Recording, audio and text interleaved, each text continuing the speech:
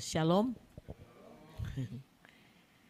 Hari ini temanya mengandalkan Tuhan dalam keputusan bisnis. Sebetulnya memang bukan hanya memutuskan sesuatu aja, tapi bukan hanya memutuskan bisnis saja ya. Dalam hidup ini apa yang akan kita putuskan sebaiknya kita berdoa dulu ya dan andalkan Tuhan. Karena saya nggak tahu saudara-saudara mengalami nggak ya, tapi saya banyak sekali mengalami di mana ketika lupa berdoa dan merasa hebat sendiri, maka Tuhan buat apapun yang kita lakukan, yang saya lakukan itu semua jadi salah, saudara ya. Oleh sebab itu kita baca terlebih dahulu firman Tuhan yang terambil dari Kerepeane Tiboy. Saya pernah ya saudara, dulu pertama kali belajar khotbah itu dengan Pak Yusuf Roni. Kan kalau khotbah di depan dia kan deg-deg ya kan saudara, kan nggak bisa ngomong, jadi pakai banyak sekali contekan-contekan. Tapi itu kan waktu itu ruangannya nggak ada AC, jadi pakai kipas angin saudara ya kan, terbang lah itu. Udah nggak bisa khotbah aja. Ya pokoknya amin gitulah udah ya kan. Terus terang aja Pak, gua nggak bisa khotbah di depan lu lah ya kan. Ya, jadi, ya itulah. Catatannya banyak banget ini. Ya kita baca dari Yeremia pasal 17 ayat yang ke-5 dan yang ke-7 saja ya. Dan 8. Yeremia pasal 17 ayat yang ke-5, 7 dan 8. Jadi 6-nya dilewatin aja nggak apa-apa lah ya, korting sedikit. Saya undang saudara bangkit berdiri kembali ya, supaya nggak kedinginan kali ya. Berdiri duduk gitu ya. Kita baca saja 3 ayat ini sama-sama ya saudara ya. 1, 2, 3. Beginilah firman Tuhan, terkutuklah orang yang mengandalkan manusia, yang mengandalkan kekuatannya sendiri, dan yang hatinya menjauh daripada Tuhan.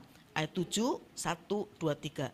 Diberkatilah orang yang mengandalkan Tuhan, yang menaruh harapannya pada Tuhan. Ia akan seperti pohon yang ditanam di tepi air, yang merambatkan akar-akarnya ke tepi batang air, dan yang tidak mengalami datangnya panas terik, yang daunnya tetap hijau, yang tidak khawatir dalam tahun kering, dan yang tidak berhenti menghasilkan buah. Amin. Terima kasih saudara, silakan duduk ya. Jadi saudaraku, ketika kita mengandalkan Tuhan, firman Tuhan katakan seperti pohon yang ditanam di tepi air. Ya, nggak akan merasakan karena di tepi air ya toh saudara ya. Ya, jadi bukan di tepi sungai karena kadang-kadang sungai nggak ada airnya. Ya kan, ini di tepi air udah jelas tuh saudara. Jadi nggak mungkin kekurangan air. Ya, jadi ketika saudara-saudara dan saya mengandalkan Tuhan, itu tuh nggak akan ada habis-habisnya. Apapun yang saudara hadapi dalam kesulitan, dalam pencobaan, tetap jadi berkat. Kenapa? Karena bagaimana kita menyikapi semuanya itu dengan tetap mengandalkan Tuhan, sehingga Tuhan tidak mengecewakan kita. Amin saudara. Ketika kita berharap kepada Tuhan, firman Tuhan katakan Tuhan tidak pernah mengecewakan kita. Sama seperti saya kasih contoh ya saudara ya, kita orang tua nggak mungkin mengecewakan anak-anak kita ya. Anak-anak kita berharap penuh kepada kita loh. Anak kita pernah nggak nanyain, hari ini kita makan apa ya mah, bisa makan apa enggak? Oh gua tabok juga loh ya kan. Saudara, nggak mungkin lah. Anak-anak kita tahu persis apa yang kita butuhkan, itu pasti akan dicukupkan oleh orang tua. Apa yang diinginkan pun demikian juga. Makanya saudara ya, pengalaman nih ya, saya satu saat itu pulang ke rumah, tentu ke rumah pulangnya ya. Jadi saudaraku, dari bekerja saya pulang, kalau lewat tempat kita itu kan begitu masuk ke Anugerah itu wah macet banget tuh. Sebelum itu juga udah macet saudara. Dan saudaraku, ketika sudah deket rumah tuh, anak saya tahu-tahu ngomong gini, Mama ada di daerah mana? Oh daerah sini udah deket gitu kan. Terus dia bilang gini, Mama pasti bawa martabak Erwin. Ya kan, kesenangan saya bukan lagi promosi martabak Erwin ya. Jadi pasti bawa, saya kaget saudara karena saya nggak beli. Ya kan. Nah balik lagi gitu loh. Ya, kayaknya itu contoh yang agak mirip-mirip gitu. Jadi ketika anak kita berharap sesuatu dari kita, terus kita nggak ada ini, nggak enak, ya kan? Pokoknya diusahakan beli aja gitu loh saudara ya, supaya anak nggak kecewa. Kira-kira contoh itu agak mirip ya. Ketika kita berharap kepada Tuhan, Tuhan nggak akan kecewakan kita lah. Amin ya saudara ya. Tuhan baik ya. Apalagi kalau kita berharapnya, berdoanya benar-benar ya luar biasa gitu, serius gitu. Kan doa orang yang benar bila dengan yakin, ya kan? Jangan salah dengan yakinnya. Bukan doa orang yang benar saja. Doa orang yang benar bila dengan yakin didoakan sangat besar kuasanya. Jadi saudaraku, kira-kira seperti itu gitu loh ya. Halaman 2 kerepeannya ya toh. Jadi saudaraku, kalau kita nih orang mengandalkan manusia, apalagi saudaraku, manusia itu kita nggak baik sama dia, wis nggak mungkin lah. Kita kalau mengandalkan manusia, nggak usah dikutuk, terkutuk aja sendiri. Apalagi kalau mengandalkan manusia yang kita nggak baik sama dia, kan nggak mungkin saudara. Ya, sementara bahkan kita mengandalkan manusia yang kita sudah baik sama dia loh. Kita sudah berkorban buat dia. Saya nggak akan pernah lupa tuh ya. Biasa kan orang kalau nolong kan kita nggak lupa, yang ditolong yang lupa, ya kan. Jadi saudara, saya ingat banget tuh ya menolong seorang ya keluarga gitu ya saudara. Jadi dia di kampung itu bisnisnya itu jualan itu toko kelontong, bukan tukang jualan lontong bukan, tapi sabun itulah gitu, keperluan sehari-hari gitu kan. Tapi modalnya dia ngutang ke rentenir, jadi terlibat hutang besar ya kan saudara, padahal di kampung. Dan pada akhirnya tuh udah akan dipermasalahkan ke pengadilan. Saya dengar seperti itu tuh langsung aduh ya kasihan, saya udah pikir waduh bisa gila nih ya. Jadi saudaraku, tanpa pikir panjang saya ambil, waktu itu saya punya tabungan dolar sedikit-sedikit lah. Zaman dulu kan kita kalau pertandingan nggak ada hadiahnya, cuman itu uang saku ya. Jadi dapat apa gitu tuh sedikit-sedikit saya tabung, dapat $10.000. Saya ambil semua, saya tukar ke rupiah dan saya kirim semuanya. Saudara, saya ingin kasih tahu saudara, saya bukan orang baik loh. Saya pelitnya bukan main. Hitung-hitungan. Tapi setiap kali akan menolong orang seperti itu, saya tuh seperti kalau orang Jawaku dijorokin ngono loh. Kayak di push secara paksa gitu. Karena apa? Karena begitu jujur aja, begitu saya sudah bantu ya, baru mikir, duh sayang juga ya saudara ya. Makanya, tapi kan uang udah keluar ya tuh, dan saya tentu berharap dong dia baik sama saya dong ya kan saudara ya. Makanya pada saat saya mengalami masalah, saya ke rumah dia di Bandung aja saya naik bus karena semua udah disita, mobil udah nggak punya mobil aja, naik oplet dan lain-lainnya. Saya ke rumah dia, sukses dia, ya kan, cateringnya sukses gitu kan, dan dia punya 3 mobil. Saudara, dia tahu saya susah loh, nawarin pun tidak. Itu benar-benar loh saudara ya kan. Udah terkutuknya maksudnya gini, karena kecewa kan, kecewa sakit hati, nggak bisa tidur, kepikiran terus, kurang ajar gitu ya, sakit hati saudaraku. Dan orang kalau punya pikiran seperti itu, kita nggak dekat dengan Tuhan dan kita nggak melepaskan dendam dan lain-lainnya, hidupnya terkutuk lah, sukacita hilang udah pasti, sulit untuk bisa kembali gitu saudara. Itu satu ya. Yang kedua juga ketika kita punya bisnis hancur-hancuran, yang terakhir itu bagus banget karena diminta oleh Pak Himawan sebagai ketua kuartir jenderal ya kan, untuk bikin seragam pramuka, dari sepatu, dari baju, emblem, dan juga komputer gitu ya, untuk bikin KTA-nya. Nah jadi saudaraku, itu dapat seperti itu karena Pak Himawan tuh kebetulan ipar saya, kakak suami saya itu namanya Rudi Hartono, kebetulan aja gitu ya saudara kan. Jadi saudara, jadi Pak Himawan tuh kasih proyek itu ke Pak Rudi gitu kan. Semangat gitu. Teman-teman tuh pada ada 4 orang untuk ikut share gitu kan. Dari 4 orang itu satu tuh hamba Tuhan, ya hamba Tuhan, istrinya juga sudah WL gitu kan. Nah saudara, ya akhirnya kita terima juga, minta-minta supaya ini pokoknya tolonglah, karena itu bisnis bagus banget. Dan pada saat itu tuh memang bagus banget saudara. Kita juga dapat pinjaman dari bank itu tuh juga sangat sangat mudah gitu ya. Nah saudara sudah beli kain, sudah beli komputer dibagi-bagi ke kampung-kampung ya kan, karena seluruh Indonesia. Sepatu juga sudah satu gudang jadi ya toh, semuanya sudah oke.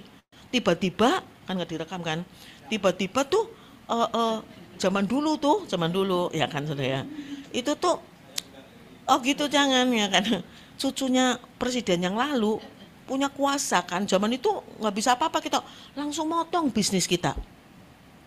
Akhirnya kan kita nggak ngerti tuh, nggak bisa apa-apa saudara ya, karena dipotong seperti itu ya nggak bisa jualnya kemana.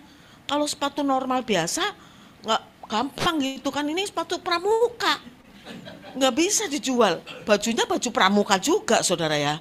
Apalagi komputer juga sudah dibagi, nggak mungkin ditarik kembali bisa dikeroyok sama orang sekampung gitu kan. Jadi saudaraku habis kita itu.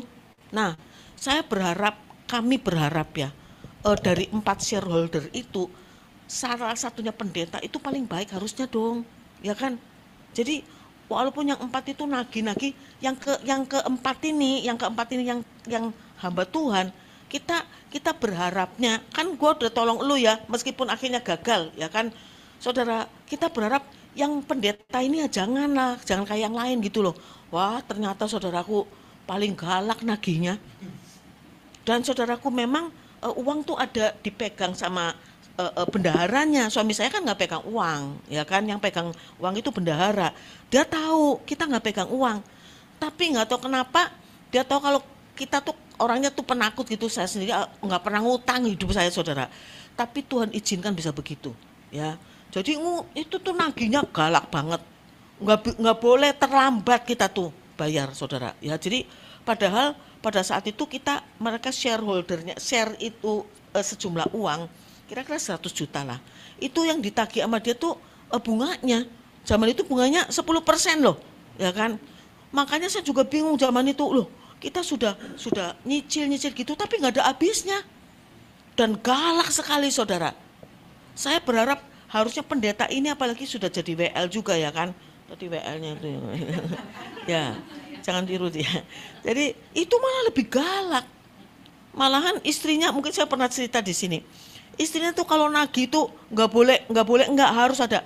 Hari Senin itu dia tagih, saya bilang aduh sorry, hari ini tuh gua nggak bisa bayar nih, nanti saya bayar hari Kamis, saya bilang gitu kan. Tahu nggak jawabannya apa saudara?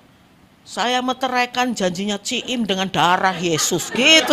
Wah, waduh saudara, wah harusnya saya amin gitu ya kan. Wah itu tuh benar-benar loh saudara ya. Jadi itu menurut saya itulah cara iblis mau narik saya ke neraka gitu. Karena sejak omongan itu saya udah gak mau berdoa, apalagi ke gereja, apalagi melayani, sudah titik aja. Karena saya bilang, saya ngomong gitu, kalau manusia melawan saya masih oke. Tapi kalau Tuhan, apalagi darah Yesus dibawa-bawa, ya kan, udah silakan lawan saya saja. Begitu, benar-benar dilawan sama Tuhan, 10 tahun lebih baru ada jawaban, saudara kan. Jadi saudara ya, itu pengalaman-pengalaman yang seperti itu gitu ya. Jadi saudaraku yang dikasih oleh Tuhan, makanya bisnis itu tuh memang seingat saya ya, memang kita nggak pernah, padahal kan keluarga itu Pak Rudi juga kan semuanya orang Kristen, semuanya pelayanan. Tapi yang saya ingat-ingat kenapa sampai seperti itu ya, nggak pernah dimulai dengan doa, nggak pernah bertanya-tanya gitu loh saudara dengan Tuhan, langsung bikin aja, mentang-mentang punya nama, punya kemampuan, bikin seperti itu ya. Jadi saudaraku itu pengalaman-pengalaman pahit yang kita alami gara-gara memang nggak pernah bertanya-tanya dulu sama Tuhan.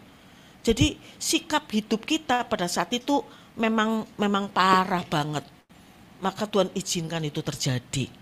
Termasuk kemarin-kemarin itu 2 tahunan yang lalu masuk ke saham robot itu loh saudara, kelewatan itu. Iya, iya itu aku tahu, ada yang tahu tuh, udah ngerti ya kan. Saya sih malu sebetulnya, karena kok pendeta kok itu ya, karena sebetulnya sudah ada warning harusnya sih, tapi kok maksa sebentar aja Tuhan, karena kan itu bunganya gede, ya toh. Jadi saudara nggak pernah kepikir, sudah mau ditarik, sudah feeling ya, ambil ambil, udah mau diambil, sebelum diambil langsung ada keputusan, semuanya ketutup. Saya sih nggak malu karena banyak pendeta juga yang ikut kok. Jangan-jangan kalian juga iya ya kan. Jadi saudaraku itulah yang saya alami dan terjadi. Memang harus hati-hati. Selain mengandalkan Tuhan, harus hati-hati. Kan Tuhan pesan begitu sama Yosua ya. Ya toh? Coba kita baca dari Yosua pasal 1. Yosua pasal 1 ayatnya yang ke-5 sampai ayat yang ke-8. Ya. Kita baca Yosua pasal 1 ayat yang ke-5 sampai ayat yang ke-8. Oh no. 5, 7, 8 deh. 6-nya dilewatin lagi juga. Karena itu nggak ada kaitan dengan kita ya. Kita baca Yosua pasalnya yang ke-1 ayat 5, 7, dan 8. Bacanya semangat seperti biasa saudara ya. Kita baca ya. 1, 2, 3. Seorang pun tidak akan dapat bertahan menghadapi engkau seumur hidupmu. Itu janji Tuhan. Seperti aku menyertai Musa, demikianlah aku akan menyertai engkau. Aku tidak akan membiarkan engkau dan tidak akan meninggalkan engkau. Itu janji Tuhan kepada Yosua, saudara ya. Dan ayat yang ke-7 berbunyi begini. Kita akan baca sama-sama. 1, 2, 3. Hanya kuatkanlah dan teguhkanlah hatimu dengan sungguh-sungguh. Bertindaklah sesuai dengan seluruh hukum yang telah diperintahkan kepadamu oleh hambaku Musa. Janganlah menyimpang ke kanan atau ke kiri, supaya engkau beruntung kemanapun kau pergi. Jadi harus hati-hati memang. Diulangi di ayat yang ke-8, 1, 2, 3.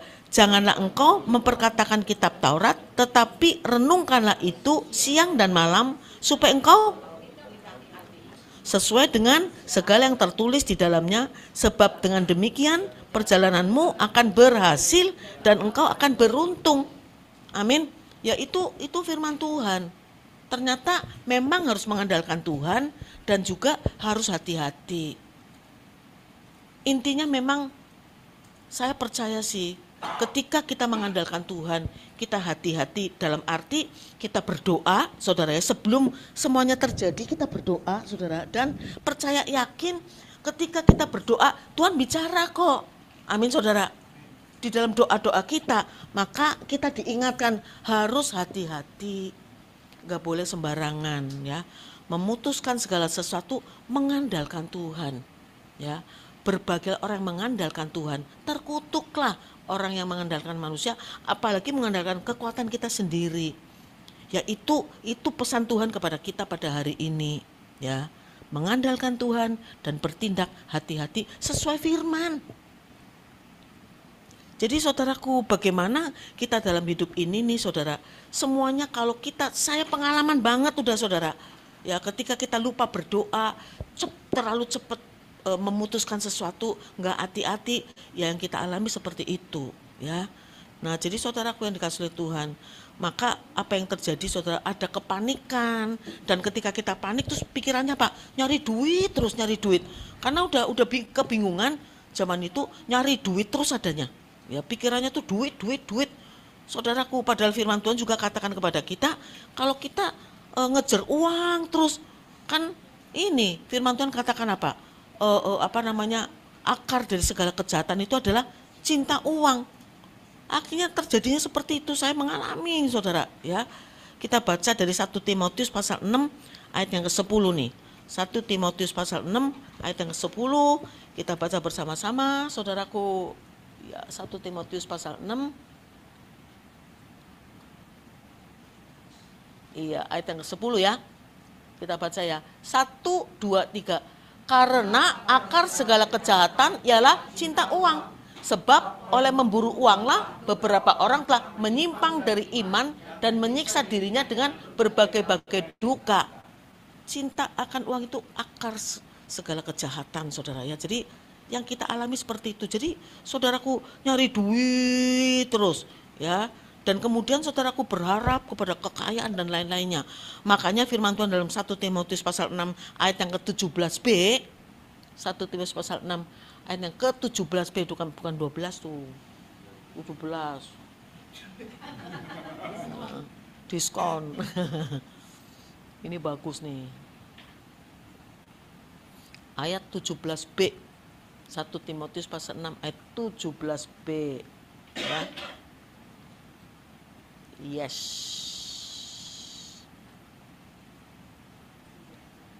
Nggak ada ya? Ada nggak sih di situ? Ada. Oke.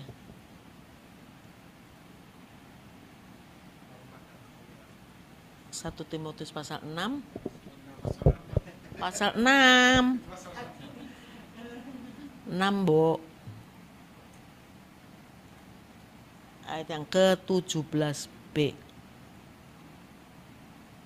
Iya. Ya, naik 1. Oke, ya. 1, 2, 3. Peringatkanlah kepada orang-orang kaya di dunia ini agar mereka jangan tinggi hati dan jangan berharap pada sesuatu yang tak seperti kekayaan, titik ya. Ini yang A nih, ya. Lalu yang B nih, kita baca sama-sama. 1, 2, 3. Melainkan dalam kekayaannya dapat memberikan kepada kita segala sesuatu untuk dinikmati. Ya, firman Tuhan dalam Ibrani pasal 13 pun menyatakan kepada kita, jangan menjadi hamba uang, tapi cukupkanlah, belajar mencukupkan diri apa yang ada pada kita. Ya, itu penting juga, saudara ya.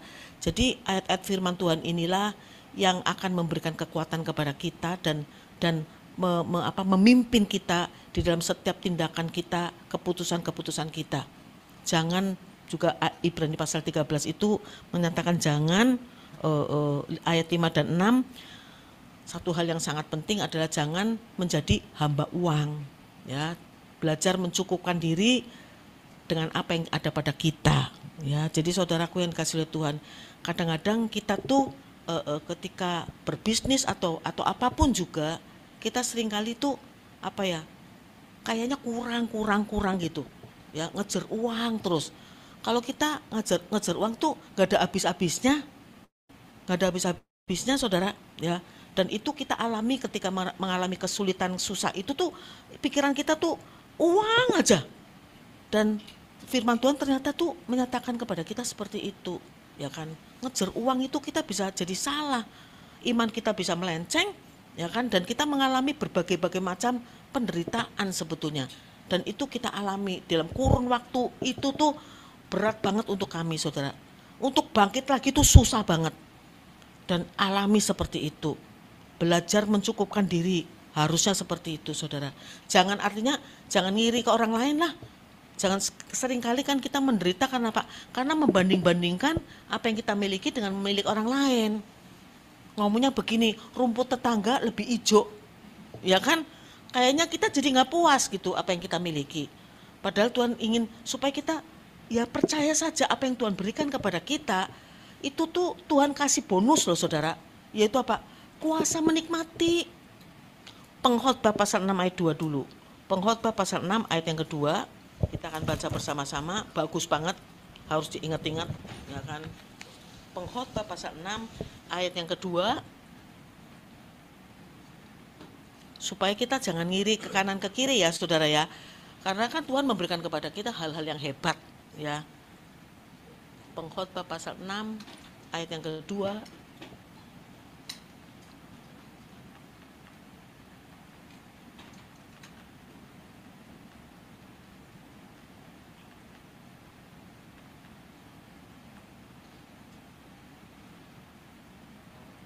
Pasal 6 ya, ayat 2 ya. Kita baca ya, sama-sama ya, saudara ya. Ups. Kita baca ya, 1, 2, 3. Orang yang dikarunia Allah kekayaan, harta benda, dan kemuliaan, sehingga ia tak kekurangan satupun yang diingininya. Tetapi orang itu tidak dikarunia kuasa oleh Allah untuk menikmatinya, melainkan orang lain yang menikmatinya. Inilah, amin, saudara. Orang tuh sudah dapat segala sesuatu loh, dikarunia Allah loh, kekayaan, harta benda, bahkan kemuliaan. Dia dapat semuanya. Ya toh? Jadi di situ dikatakan sehingga dia tak kekurangan satupun yang diingininya.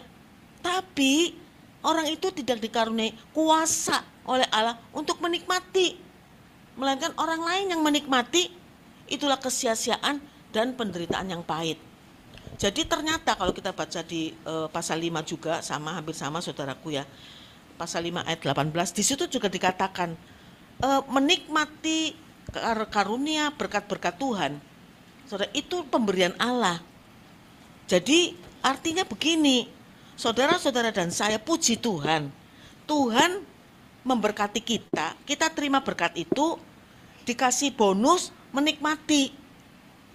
Apapun yang saudara terima dari Tuhan, kita dikasih bonus menikmati. Orang lain tuh ada yang dapat segala sesuatu, sampai dia tuh nggak kekurangan satupun, kemuliaan, nama baik, semuanya dia dapat. Tapi Tuhan tidak memberikan kuasa untuk menikmati. Orang lain yang menikmati. Saya mungkin 2-3 kali juga udah sampaikan di tempat ini. Ya, orang kaya rumahnya bagus, tapi yang punya rumah itu suami istri berkelahi melulu. Jadi saudaraku nggak ada kebahagiaan. Saudara dan saya mungkin rumah juga sederhana-sederhana saja, tetapi kita selalu panggil Tuhan masuk ke dalam rumah kita. Amin saudara. Sehingga nggak pernah ada cekcok atau perkara antara suami istri yang tidak ada jalan keluar. Pasti Tuhan berikan jalan keluar. Tuhan akan pulihkan. Jadi saudaraku, bahkan firman Tuhan katakan itu perkawinan di Kana, ya toh. Jadi di situ dikatakan anggur yang disediakan itu tuh tidak lebih baik daripada anggur yang Tuhan buat. Jadi ketika dalam rumah tangga kita undang Tuhan, maka pernikahan kita semakin lama, semakin mesra, semakin manis. Amin. Bener gak sih?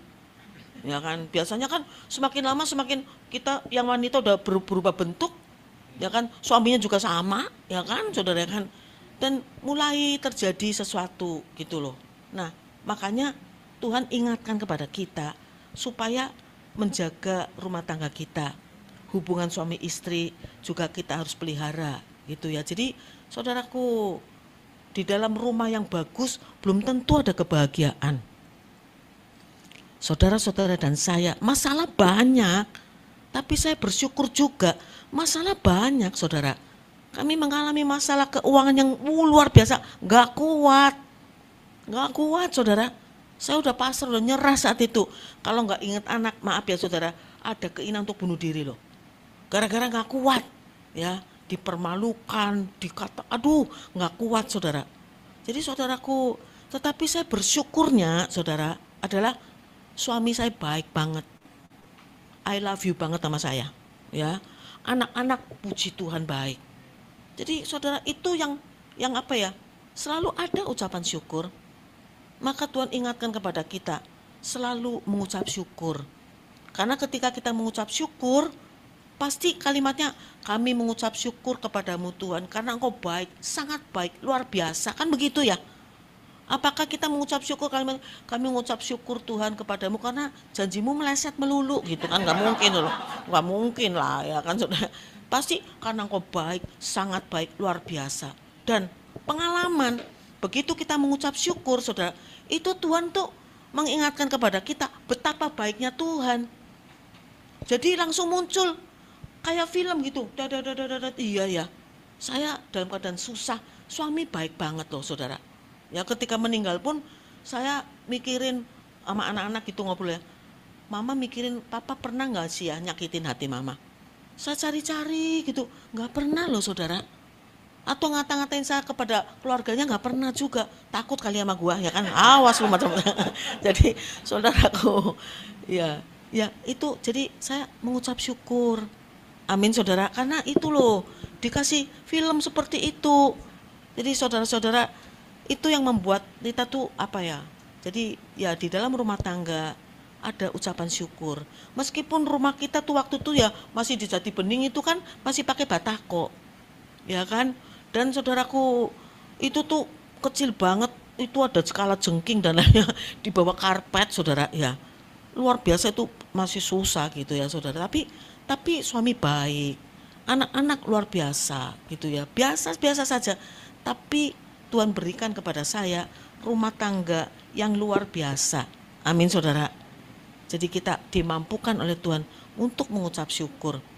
Kan firman Tuhan katakan dalam, kalau nggak salah, Mazmur 103, itu tuh Tuhan tuh bilang begini, ya kan, pujilah Tuhan hai jiwaku, pujilah namanya yang kudus hai segenap batinku.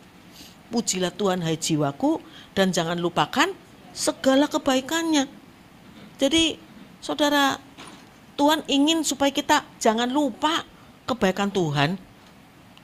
Loh, kalau kita, tadi saya sudah katakan, kalau kita baik sama seseorang, terus orang itu nggak baik sama kita, kan kita marah, sakit hati, jadi orang terkutuk gitu ya kan.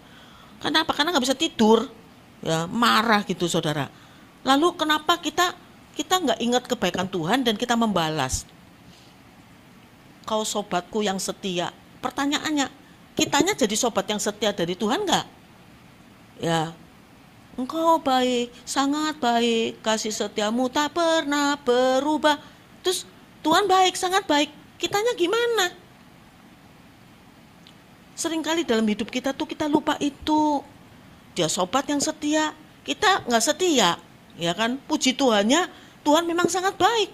Sekalipun kau tidak setia, aku tetap setia.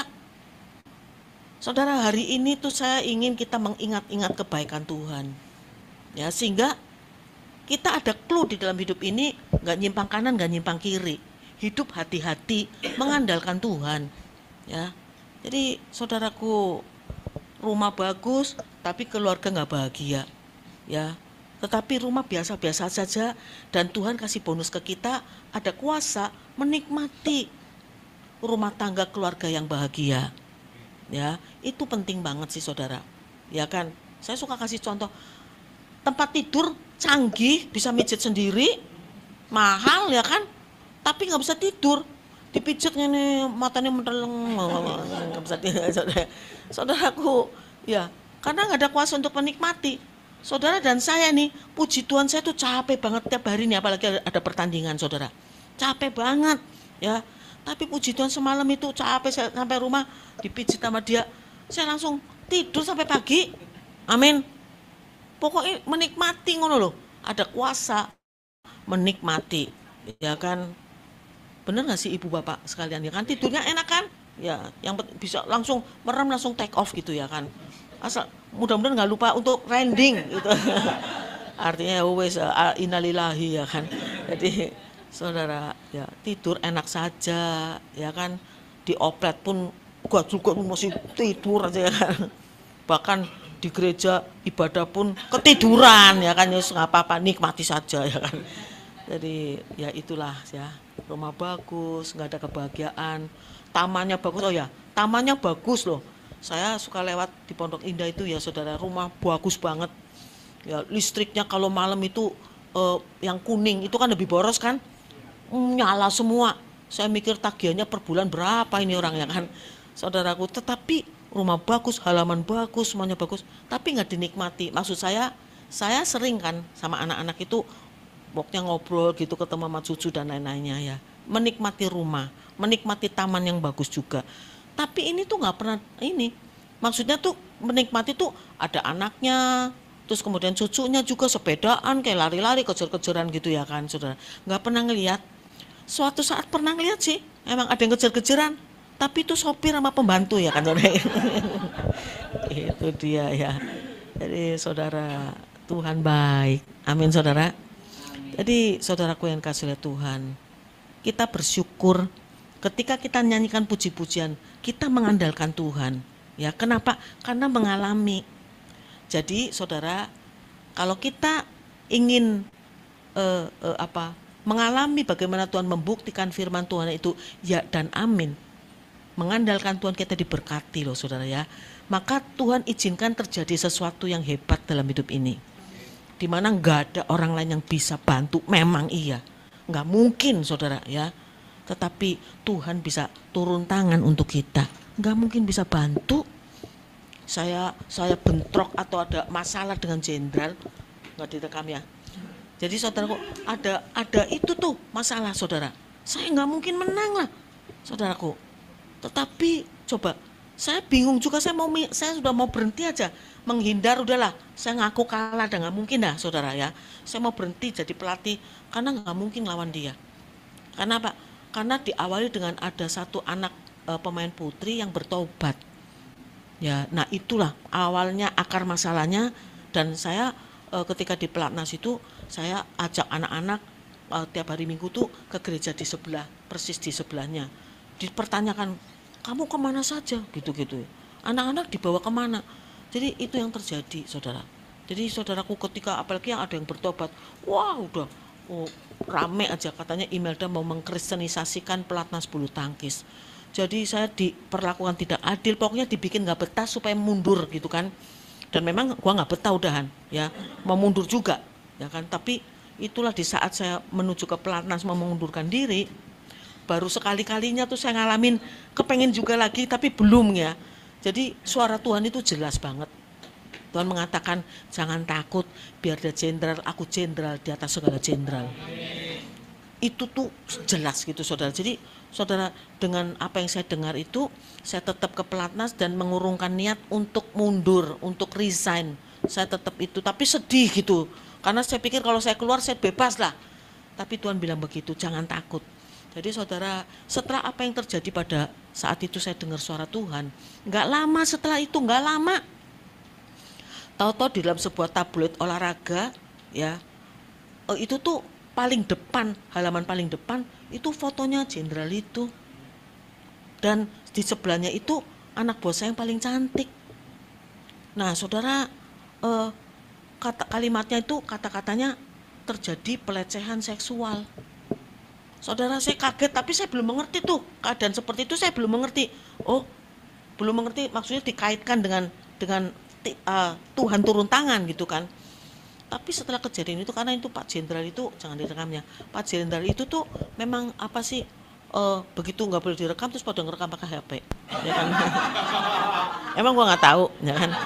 Jadi saudara, akhirnya tuh karena kejadian itu yang tadinya bakal hebat, jenderal reformasi tuh, dia julukannya jenderal reformasi, bakal hebat gitu ya saudara ya, karena memang bagus banget. Tetapi dia kan mempersulit anak Tuhan. Tuhan bilang apa? Siapa menyentuh kamu, dia seperti menyentuh biji mataku. Amin. Ada tanda-tanda Kristus di dalam tubuh kita. Jangan lupa. Yang penting kita nggak nyimpang kanan, nggak nyimpang kiri kan. Selalu taat pada firman Tuhan, meskipun sambil nangis, sambil ngomel-ngomel, tapi nggak nyimpang kanan, nggak nyimpang kiri. Maka Tuhan turun tangan buat kita. Jangan sampai ada orang menyentuh kita. Amin saudara. Harus tahu itu tuh. Kita sangat dikasih oleh Tuhan. Jadi saudaraku, setelah kejadian itu akhirnya ini bapak ini nih dilempar ke Bandung. Ya dia menjadi pengajar di Sesko gitu. Jadi orang-orang bilang karirnya tamat.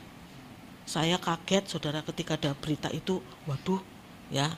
Jadi saudaraku, nggak pernah mikir pada saat saya diperlakukan tidak adil, dibikin supaya nggak betah. Itu tuh saya nggak ngerti gimana cara Tuhan tolong saya, nggak ngerti saya. Tapi ketika seperti itu kejadiannya, waduh, saya bersyukur banget loh saudara. Bisa ngalamin yang begitu, nanti ngalamin yang lain seperti apa gitu. Itu semuanya kan supaya saya saksikan buat saudara ya. Amin saudara. Jangan pernah takut. Yang penting kita benar di mata Tuhan. Maka Tuhan pasti bela kita. Akhirnya dia dilempar sana dan udah nggak mungkin naik lagi. Dan saudaraku, setelah beberapa tahun itu kedengaran tuh meninggal dia. Dan meninggalnya tuh katanya ada yang bilang narkoba, overdosis, ada yang bilang katanya tuh bunuh diri gitu. Saya nggak ngerti lah. Itu nasibnya orang seperti itu, gara-gara memang mempersulit saya luar biasa, membuat kita tuh pokoknya nggak betah gitu ya. Nah saudara, maka itu terjadi sehingga iman saya diperkuat ya, dan ngajarin saya juga supaya jangan pernah khawatir. Kalau kita mengandalkan Tuhan, Tuhan pasti akan turun tangan untuk kita. Amin ya. Saya nggak tahu kejadian apa yang sedang saudara-saudara alami, tapi firman Tuhan hari ini yang dibacakan, yang sampai kerpeane contekannya pada jatuh juga saudara ya kan. Tetapi intinya adalah memang dalam kehidupan kita harus mengandalkan Tuhan. Jangan mengandalkan manusia. Ketika kita mengandalkan Tuhan, maka Tuhan akan turun tangan bagi kita. Dia tidak akan pernah mengecewakan kita. Mengandalkan artinya kan berharap ya. Seperti yang saya jadi contohkan kan, ketika anak kita mengandalkan kita, berharap kita bawa martabak Erwin, ya balik meneh kene. Karena kita nggak mau mengecewakan, demikian juga Tuhan sih. Tidak ingin mengecewakan saudara-saudara semuanya. Amin. Yang penting kita tetap berdoa, sukacita senantiasa, tetap berdoa, mengucap syukur dalam segala perkara. Itulah yang dikehendaki Allah di dalam Kristus Yesus bagi kamu. Amin. Sukacita, berdoa, mengucap syukur. Katanya kan kita sering nanya, kehendak Allah itu apa sih? Ya itulah kehendak Allah. Kalau nggak salah 1 Tesalonika 5 kalau nggak salah ya. Jadi saudaraku, itulah yang Tuhan inginkan untuk kita lakukan. Amin saudara. Puji Tuhan. Nggak usah panjang-panjang ya. Tuhan Yesus memberkati saudara semuanya ya. Amin. Ku sembah